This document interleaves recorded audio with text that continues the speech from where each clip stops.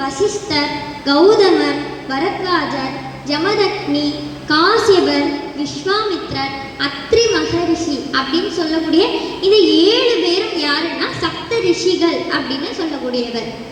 இவங்களுடைய மனைவிமார்கள் தான் நட்சத்திர மண்டலத்துல நட்சத்திரங்களால் இருக்கிறாங்க.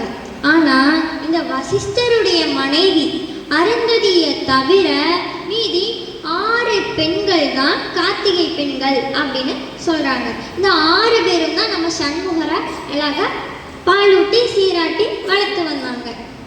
சரி, இந்த வசிஷ்டருடைய மனைவி அருந்ததி மட்டும் நான் சண்முகரை வளர்க்க மாட்டேன் அப்படின்னு சொல்லிடுவா. ஏன்னா வசிஷ்டருடைய மனைவி அந்த அருந்ததி ஒரு கற்புக்கரசி. அவ எந்த ஒரு ஆண்மகனையும் தொடமாட்டேன் அப்படின்னு ஒரு கொள்கையில இருந்தா. வசிஷ்டரும் எவ்வளவோ சொல்லி பார்த்தாரு. அவர் யாரு நினைச்ச சண்முகர், அவர் தெய்வம், அவர் ஒரு கடவுள், நீ அவரை போய் தொடமாட்டேங்கியே அப்படின்னு 2 பேருக்கும் வாக்குவாதம். அப்பொழுது அந்த சண்டையில வசிஷ்டர் என்ன செய்யறார், தன்னுடைய மனைவியான அருந்ததியை பார்த்து சாபம் விடுறார். நீ அவரைய தொட்டு தூக்கி பாலூட்ட மாட்டேன்னு சொல்ற அப்படின்னு சாபம் கொடுத்துடுவார். உடனே முருகப்பெருமானுக்கே கோபம் வந்துடும்.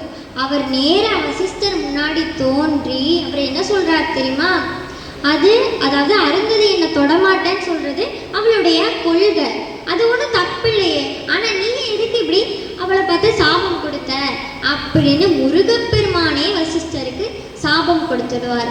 எப்படி பார்த்தீங்களா, அவரை தொட்டு தூக்கி பாலூட்ட மாட்டேன்னு சொல்றவர்களுக்கு கூட அவர் எவ்வளவு அழகா அருள்வாளிக்கிறார் இல்லையா.